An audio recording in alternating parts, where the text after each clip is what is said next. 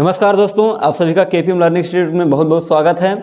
और जैसा कि आप जानते हैं कि हम लोग जो है आप सभी के एग्ज़ाम की तैयारी को एकदम अच्छी तरीके से धार देने के लिए लगे हुए हैं और आप जो है लगातार अपने सिलेबस को कवर भी कर रहे हैं हमारे साथ। और ये जो है हमारी सामाजिक विज्ञान जिसमें आपको काफ़ी प्रॉब्लम होती है, आप स्कूल में उतनी अच्छी तरीके से नहीं पढ़ पाते हैं, तो अब एग्ज़ाम में आपका काफ़ी दिन बचा नहीं है, ज़्यादा दिन बचा नहीं है और इसलिए जो है आप पूरा सिलेबस एक साथ में कवर नहीं कर सकते हैं, आपके पास टाइम नहीं है। तो इसलिए इसी चीज़ को, इसी प्रॉब्लम को सॉल्व करने के लिए हम आपके साथ जुड़े हुए हैं। आपके सामाजिक विज्ञान जिसमें काफ़ी बच्चों को ज़्यादा प्रॉब्लम होती है क्योंकि ये पूरे साल भर पढ़ते नहीं हैं और ये लास्ट के दिनों में एग्ज़ाम के उसी में ये पढ़ाई करते हैं।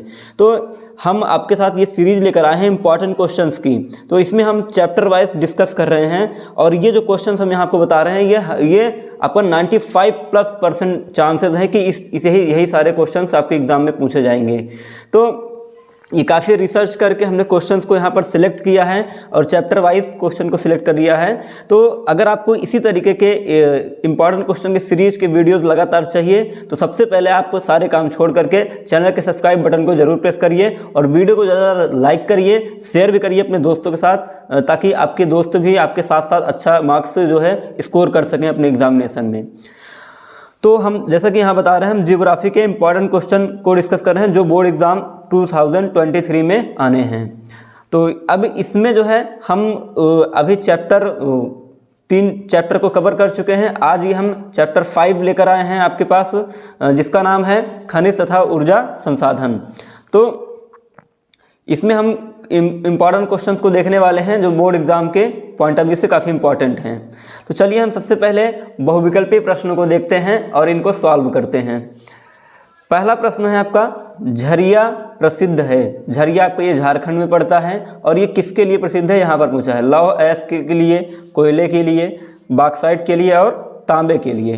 तो झरिया जो है वो आपका कोयले के लिए प्रसिद्ध है। चलिए दूसरा क्वेश्चन है आपका,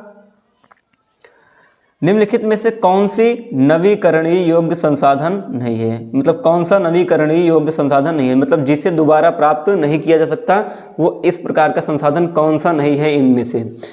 ऑप्शन है पवन ऊर्जा, जल, जीवाश्म ईंधन और वन। तो इसमें पवन ऊर्जा भी आपका ये नवीकरणीय है, जल भी नवीकरणीय है, जबकि जीवाश्म ईंधन आपका नवीकरणीय नहीं है। तो इसमें ये ऑप्शन सही होगा आपका, जीवाश्म ईंधन।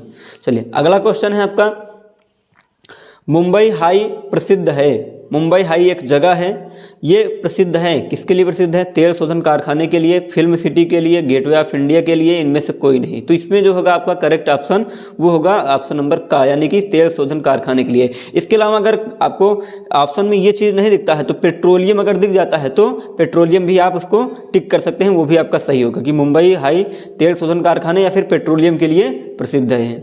चलिए अगला क्वेश्चन है, एंथ्रेसाइट किस खनिज से संबंधित है? एंथ्रेसाइट एक अयस्क है, एक खनिज का, और वो कौन सा खनिज है? तो इसमें देखते हैं कोयला, सोना, लोहा और एल्यूमिनियम। तो एंथ्रेसाइट जो है वो कोयले का एक खनिज है, तो ये कोयले से संबंधित है। तो ये जो है कोयला, जो कोयले का जो सबसे सर्वोत्तम, सबसे उच्च क्वालिटी वाला जो कोयला होता है वो एंथ्रेसाइट टाइप का होता है। ठीक है, चलिए अगले क्वेश्चन की तरफ चलते हैं।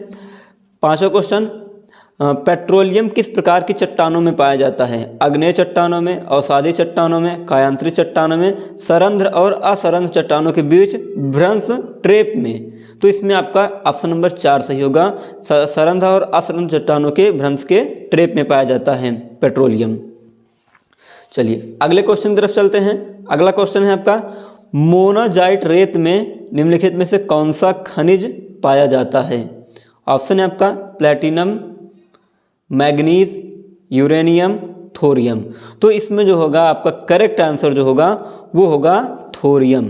थोरियम जो है मोनाजाइट रेत में पाया जाता है। चलिए हम अगले क्वेश्चन की तरफ चलते हैं। तो अगला क्वेश्चन आपका होगा,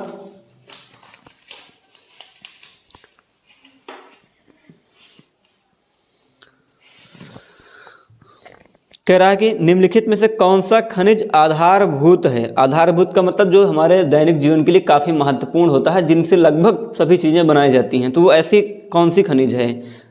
ऑप्शन है आपका मैग्नीज, अभ्रक, लौह अयस्क, तांबा।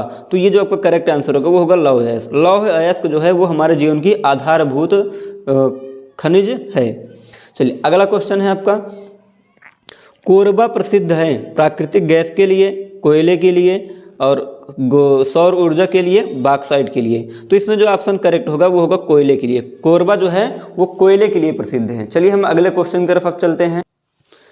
अगला क्वेश्चन है, झारखंड का कोडरमा अग्रणी उत्पादक है, मतलब झारखंड का कोडरमा किस खनिज के उत्पादन में अग्रणी है, यानी सबसे नंबर 1 पर है। तो इसमें ऑप्शन है अभ्रक का, तांबा का, सोने का, लौह अयस्क का। तो इसमें जो करेक्ट आंसर होगा वो होगा अभ्रक का।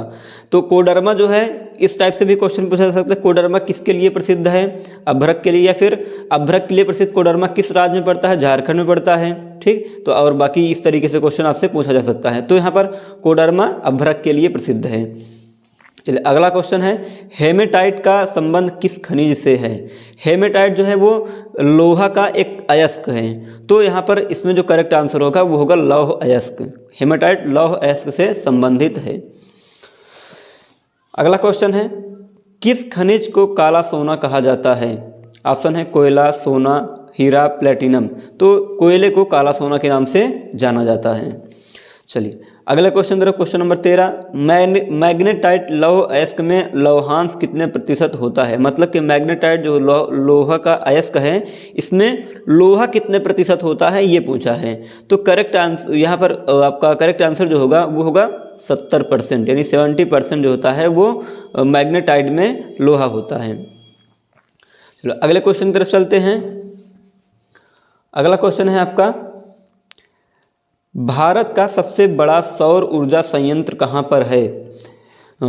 कालीकट के निकट शिवनगर में, पोरबंदर के निकट बलखोरा में, भुज के निकट माधोपुर में और गया के निकट गेरे में। तो इसका जो करेक्ट आंसर होगा वो होगा भुज के निकट माधोपुर में। माधोपुर में भारत का सबसे बड़ा सौर ऊर्जा संयंत्र स्थापित किया गया है।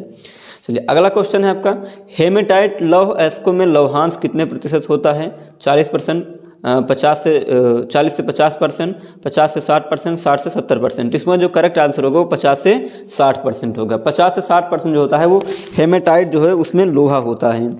तो ये रहा 15 क्वेश्चन जो कि काफ़ी इंपॉर्टेंट क्वेश्चंस हैं। ये मल्टीपल चॉइस क्वेश्चंस हैं, हमने डिस्कस किया, और ये आपके बोर्ड एग्जाम के पॉइंट ऑफ व्यू से काफ़ी इंपॉर्टेंट क्वेश्चंस हैं। जैसे कि हमने बताया है कि आपकी जो सोशल साइंस यानी SST को लेकर जो प्रॉब्लम्स होती है कि एग्ज़ाम के टाइम में किस तरीके से पढ़ें, तो यहाँ पर हम आपके साथ पूरी तरीके से एक एक चैप्टर की हम इंपॉर्टेंट क्वेश्चन की सीरीज लेकर आए हैं, और इस सीरीज से आप जुड़िए और अपने दोस्तों को भी जोड़िए। और अब नेक्स्ट वीडियो में हम इसके पार्ट 2 वाले वीडियो, चैप्टर 5 के पार्ट 2 वाले वीडियो में हम आएंगे आपके साथ अगले प्रश्नों के साथ, जो कि अति लघुत्तरी और लघुत्तरी प्रश्नों की सीरीज होगी। तो आई होप आपको ये वीडियो पसंद आया होगा, और आपको ये जो इंपॉर्टेंट क्वेश्चंस हैं आप इसको नोट डाउन कर लीजिए कॉपी में, और इसको बार बार जो है वीडियो को बार बार देखिए, और अपने एग्ज़ाम के पॉइंट ऑफ व्यू से जो इंपॉर्टेंट क्वेश्चन है उनको तैयार कर लीजिए। तो मिलते हैं हम अगले वीडियो में, तब तक के लिए आप सभी को जय हिंद।